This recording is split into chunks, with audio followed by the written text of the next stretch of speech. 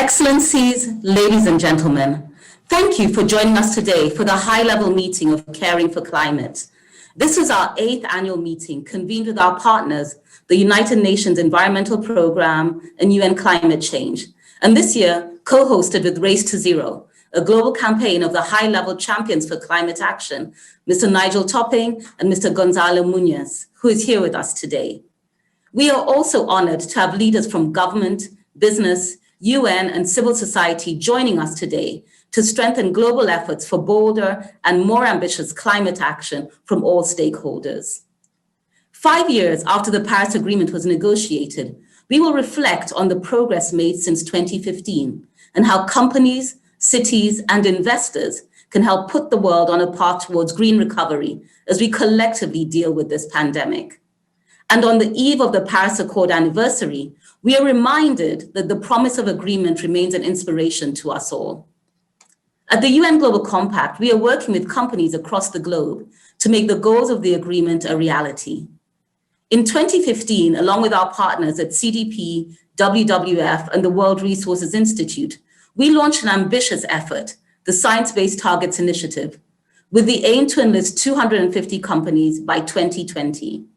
And today, more than 1,000 companies spanning 60 countries and nearly 50 sectors are working with the initiative to reduce their emissions at the pace and scale that is necessary.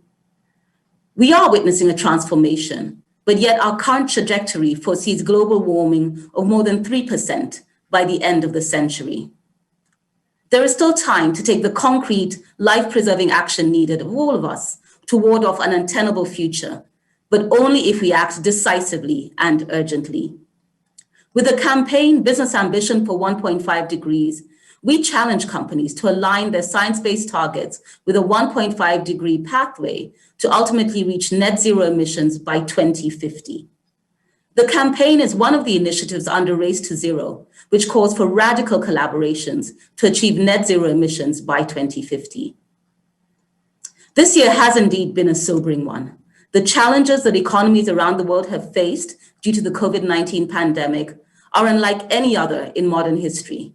Pandemics do not recognize political boundaries, and neither does climate change. Our impression is that the companies whose corporate ethos is driven by values, principles, and leadership have proven their ability to respond to multiple crises, and their resilience is a result. These companies have demonstrated their path to a greener recovery by prioritizing sustainable and inclusive growth. We need to scale up this movement by ensuring that science guides our efforts, and businesses and governments around the world unite for a socioeconomic transformation to a zero carbon economy. In today's dialogue, we will also understand the role of business in helping governments enhance their nationally determined contributions and supporting partnerships and multilateralism for the strongest response to the climate emergency. Many of you have already contributed through your leadership, and we thank you. But I urge you to continue to lead by supporting your governments and encouraging other corporates to work towards a net zero future. We stand ready to support you through our local networks around the world. Today, I look forward to meaningful dialogue moderated by Gonzalo Munoz. But first, let us hear from the United Nations Secretary General, His Excellency, Antonio Guterres. Thank you.